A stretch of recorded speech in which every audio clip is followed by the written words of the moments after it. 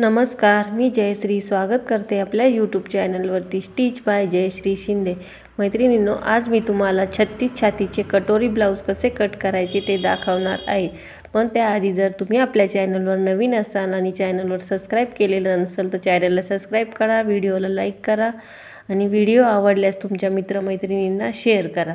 तर मी इथे एक पेपर घेतलेला आहे आणि पेपरची एक साइडनी 1.5 इंचाची फोल्ड घालून घ्यायची आहे आपल्याला। तर व्यवस्थित सरळ कुठेही मागे पुढे न करता आपल्याला पूर्ण पेपरला फोल्ड घालून घ्यायची आहे। त्याआधी मी तुम्हाला मापच सांगते। ब्लाउजची उंची आहे 13 इंच, ब्लाउजची शोल्डर आहे 10 इंच, बाही आहे 5 इंच, कमर आहे 28 इंच आणि छातीचे माप आहे 36 इंच। पुढील गळा 6 इंच आणि मागील 9.5 इंच। तर आपल्याला असं कटिंग करून घ्यायचं आहे। तर आता इथे छातीचे माप टाकून त्याच्यात आपल्याला 1.5 इंच मिळवायचे आहे। 36 छातीचा चौथा भाग 9 येतो, त्यामध्ये 1.5 इंच मिळवायचे आहे। 10.5 इंचाची आपल्याला पेपरची व्यवस्थित घडी घालून घ्यायची आहे। पेपर व्यवस्थित प्रेस करून घ्यायचा आहे। आता आपण उंचीचे माप टाकणार आहोत। उंची आहे 13.5, 13.5 अधिक 1 इंच आपल्याला शिलाई मार्जिनसाठी घ्यायचं आहे। 13.5 14.5 वर आपल्याला मार्क करून घ्यायचं आहे आणि ती लाईन आपल्याला पट्टीच्या मदतीने जोडून घ्यायची आहे। तर जिथे आपण फोल्ड केलेली आहे तिथे सुद्धा आपल्याला एक लाईन ड्रॉ करून घ्यायची आहे खालच्या पेपरवरती आणि तो कट करून घ्यायचा आहे। तर अशा पद्धतीने व्यवस्थित खालच्या पेपरवर सुद्धा मी लाईन ड्रॉ करून घेतलेली आहे आणि तो खालचा पेपर आपल्याला कट करायचा आहे। वरचा पेपर थोडासा बाजूला काढून घ्यायचा आणि तो कट करून घ्यायचा खालचा। तर आपला हा घडी ही तयार झालेली आहे। 9.5 आणि 1.5 इंच अशी 10.5ची आपली ही घडी आहे। तर सुटे पदर आपल्याकडे ठेवायचे आपल्या समोर।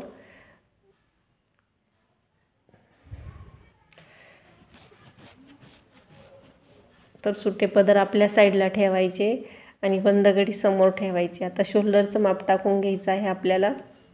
तर शोल्डर आहे इथे 10 इंच, 10चा अर्धा 5 इंच घ्यायचं आहे। तर मी खाली सुद्धा एक 5वं मार्क करून घेत आहे सरळ रेषा येण्यासाठी। आता मुंड्याची माप टाकून घ्यायचं। मुंड्याचं माप टाकायचं आपल्याला 6 इंचावर। तर पुढे सुद्धा 6 वर आपल्याला एक मार्क करून घ्यायचा आहे आणि पट्टीच्या मदतीने लाईन जोडून घ्यायची आहे। तर आपला हा मुंड्याचे आकार देण्यासाठी चौकोन तयार झालेला आहे। तर आपल्याला खाली कमरेचं माप टाकायचं आहे। कमर आहे 28, 1 इंच आपल्याला टक्ससाठी घ्यायचं आहे आणि 1.5 इंच आपलं शिलाई मार्जिन घ्यायचं आहे। तर इथे आपल्याला तिरकस अगदी 3.5 इंचाचं कट द्यायचं आहे। तुम्ही बघू शकता छातीच्या पासून मी अजिबात अंतर कमी केलेलं नाही, फक्त कमरेत 0.5 इंच कमी केलेलं आहे। आता मोंढा काढताना 1 इंचावर एक मार्क करायचा आहे मध्यभागी आणि 1.5 इंचावर एक मार्क करायचा आहे आणि मोंड्याचा मध्य काढायचा आहे शोल्डरपासून तर खालपर्यंत। तर मोंड्याचा मध्य 3 येतो, तिथे आपल्याला पुढील मोंड्याचा आकार द्यायचा आहे। त्याचप्रमाणे 1.5 इंचावर जिथे मार्क केली तिथे आपल्याला मागील मोंड्याचा आकार देऊन घ्यायचा आहे। तर आता आपण गळ्याची रुंदी टाकू। शोल्डरपासून गळा रुंदीकडे आपल्याला 3 इंचावर मार्क करून घ्यायचा आहे आणि खाली आपल्याला 2.5 इंचावर मार्क करायचा आहे। वरती गळा रुंदी आपली 2 येते, खाली 2.5 आली पाहिजे। आता ती लाईन जोडून चौकोन तयार करून घ्यायचा आहे आपल्याला आणि गळ्याचा आकार देऊन घ्यायचा आहे। तर इथे मी गोलच गळा घेणार आहे। तुम्हाला हवा असेल तर तुम्ही पानगळा किंवा चौकोनी सुद्धा घेऊ शकता। तर आता मोंढ्याचा खोल भागापासून आपल्याला 2 इंचावर मार्क करायचा आहे।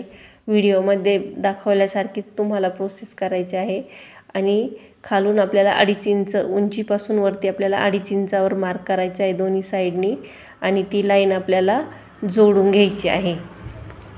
ती लाईन जोडून घेतल्यानंतर आपण जिथे 0.5 इंच सोडून पुढे आपल्याला 3.5 इंचावर एक मार्क करायचा आहे, एक 4 इंचावर आणि एक 4.5 इंचावर असा मार्क करायचा आहे। असे 3 मार्क करून घ्यायचे आहे। 0.5 इंच सोडून देऊन नंतर आपल्याला ते मोजायचं आहे। तर गळा पुढील गळ्यापासून 1.25 इंच वरती मोजायचं आहे आणि व्हिडिओत दाखवल्याप्रमाणे आपल्याला लाईन देऊन घ्यायची आहे। गोलाकार कटोरीचा आपला आकार देऊन घ्यायचा आहे। जिथे आपण 2.5 इंचापर्यंत लाईन मारली होती त्या लाईनला टच करायचं आहे आणि लाईनपासून खाली आपल्याला अर्धा इंच वाढवून घ्यायचं आहे। पेपरची फोल्ड उघडायची आहे आणि 2.5 इंचाच्या वरती आपल्याला 1 इंच म्हणजे असं 3.5 इंचाचं आपल्याला अंतर घ्यायचं आहे आणि ते पट्टीच्या साहाय्याने जॉईंट करून घ्यायचं आहे। खालून 3.5 इंच मोजायचं आहे। आता कटोरीचा मध्य काढायचा आहे आपल्याला। कटोरीचा मध्य काढल्यानंतर तिथे मार्क करून घ्यायचं आहे आणि 2.5 इंचाच्या लाईनपासून वरती 1 इंच आणि खाली 2 इंच असं 2 मार्क करायचं आहे। वरती 1 इंचावर आणि खाली 2 इंच म्हणजे 3 वर असं मार्क करायचं आहे। तर 3 इंचाचा आपला तो टक्स तयार होणार आहे। इथे आपण 3.5 इंच जिथे मोजलं होतं खालून वरती ती लाईन आणि 2 इंच जिथे मोजलं ती लाईन आपल्याला जोडून घ्यायची आहे।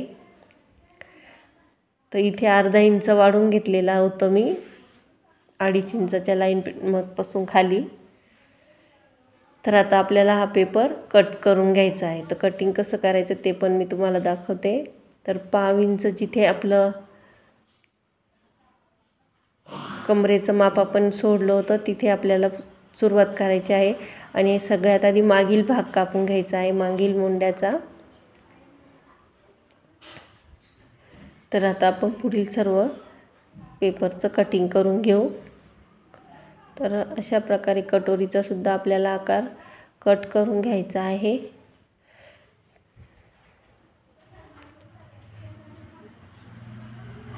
व्हिडिओत दाखवल्याप्रमाणेच तुम्हाला सर्व प्रोसेस करायची आहे म्हणजे तुमचं ब्लाऊजचं माप चुकणार नाही। आता पुढील मुंड्याचा सुद्धा आपल्याला आकार कट करून घ्यायचा आहे। इथे आपल्याला कटोरी वाढवायची सुद्धा गरज नाही आहे। तर आता तुम्ही बघू शकता आता कटोरी घ्यायची आहे। कटोरीचे दोन्ही भाग टोकं एकावर एक ठेवून घ्यायचे आहे आपल्याला आणि खालच्या साईडनी जो एक्स्ट्रा पेपर उरेल तो आपल्याला कट करून घ्यायचा आहे। तुम्ही बघू शकता अगदी 1.5 इंच असा कपडा एक्स्ट्रा होतो, पेपर एक्स्ट्रा होतो, तो आपल्याला कट करून घ्यायचा आहे। तर आपली कटोरीचा आकार तयार झालेला आहे। आता आपण मागील गळ्याची उंची आणि गळा रुंदी टाकून घेऊ।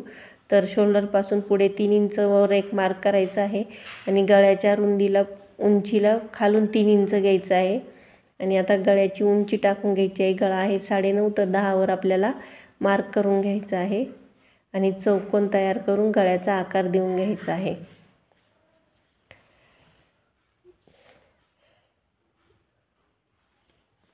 गळ्याचा आकार दिल्यानंतर मागील टक्स आपल्याला काढायचे आहे। तर 3.5 इंचावर एक टक्स टाकलेला आहे आणि टक्सची उंची 4 इंच घेतलेली आहे आणि दोन्ही साईडने अर्धा इंचावर शिलाई मार्जिनसाठी आपल्याला टक्स टाकायचा आहे। तर आपला हा पाठीमागील गळा तयार झालेला आहे। आता योकपट्टीचा आपण मार्क करू। तर एक साईडने आपल्याला 4 इंचावर मार्क करायचा आहे आणि एक साईडने 3 इंचावर मार्क करायचं आहे।